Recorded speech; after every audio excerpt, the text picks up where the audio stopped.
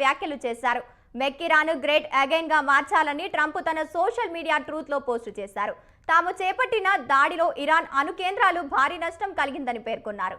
Iran అణు కేంద్రంపై అత్యంత ఖచ్చితత్వంతో దాడులు చేసినట్లు స్పష్టం చేశారు. అమెరికా సైనికులు గొప్ప పోరాట స్ఫూర్తికి ప్రదర్శనించారని కొనియాడారు.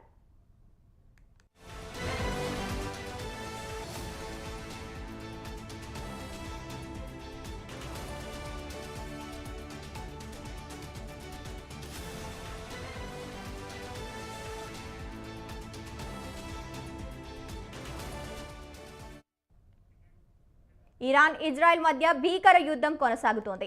తాజాగా ఈ వార్లో అమెరికా ఎంట్రీ ఇవ్వడంతో వాతావరణం మరింత వేడెక్కింది. ఇరాన్లోని అన్ని కేంద్రాలపై అగ్రరాజ్యం బాంబుల వర్షం కురిపిస్తుండటంతో హర్ముజ్ జల మార్గం ముగిసింది. ఆ దేశంలో సమాయత్తమవుతోంది.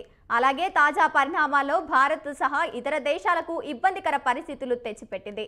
ఇరాకు, జోర్దాను, లెబనాను, సిరియా, మెమోను సహా పశ్చిమ ఆసియా దేశాలతో భారత వాణిజ్యంపై తీవ్ర ప్రభావం చూపే అవకాశం ఉన్నాయి. యుద్ధం నేపథ్యంలో భారత్ నుంచి ఇరాన్, ఇజ్రాయెల్కు వెళ్లే ఎగుమతులు భారీగా తగ్గాయి. ఇరు దేశాలు కీలక రూట్లు అయిన అహ్మద్ జలసంధి ఒకవేళ మూతపడితే క్రూడ్ ఆయిల్ ధరలు $80 ఎక్కువగా చేరే ఛాన్స్ ఉంది.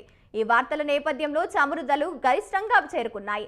బ్రెంట్ క్రూడ్ బ్యారెల్ 2.7% పెరిగి $79.12కు చేరింది. ఈ పరిణామం ఆసియా మార్కెట్లపై చమురు ధరలపై ఎఫెక్ట్ చూపుతున్నాయి.